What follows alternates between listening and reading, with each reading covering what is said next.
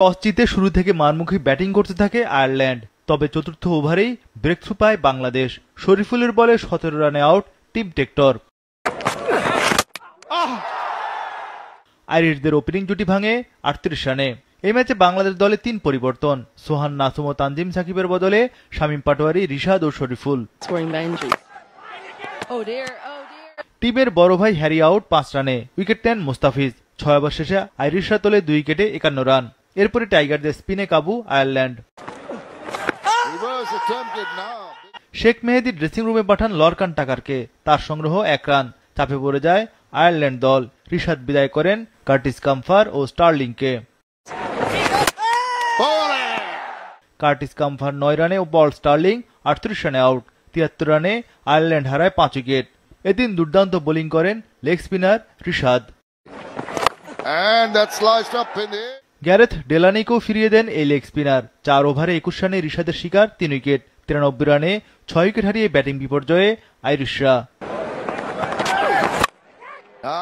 18তম ওভারে জোড়া উইকেট শিকার করেন মুস্তাফিজ। মার্ক অ্যাডায়ার ও ম্যাথিউ হামফ্রেজের বিদায়। 3 ওভারে 11 রানে 3 উইকেট শিকার করেন মুস্তাফিজ। বেশি দূর যায়নি সফরকারীদের ইনিংস, মাত্র 9 রানের ব্যবধানে শেষ 4 উইকেট পতন। এতে 117 রানে অল আউট হয় আয়ারল্যান্ড দল।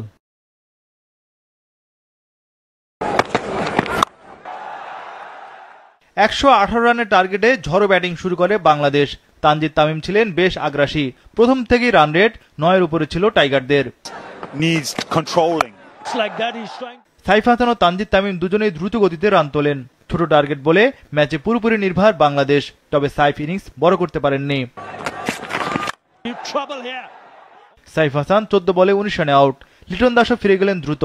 টাইগার অধিনায়ক আউট 7 রানে। 6 ওভারে বাংলাদেশ তোলে 2 উইকেটে 48 রান।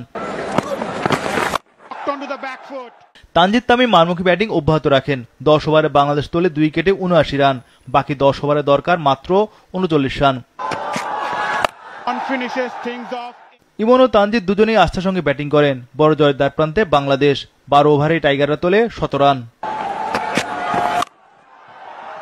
35 বলে 50 তোলেন তানজিদ। 55 রানে অপরাজিত ছিলেন এই ওপেনার। ইমন অপরাজিত ছিলেন 26 বলে 33 রানে। এতে 38 বল হাতে রেখেই জিতল বাংলাদেশ।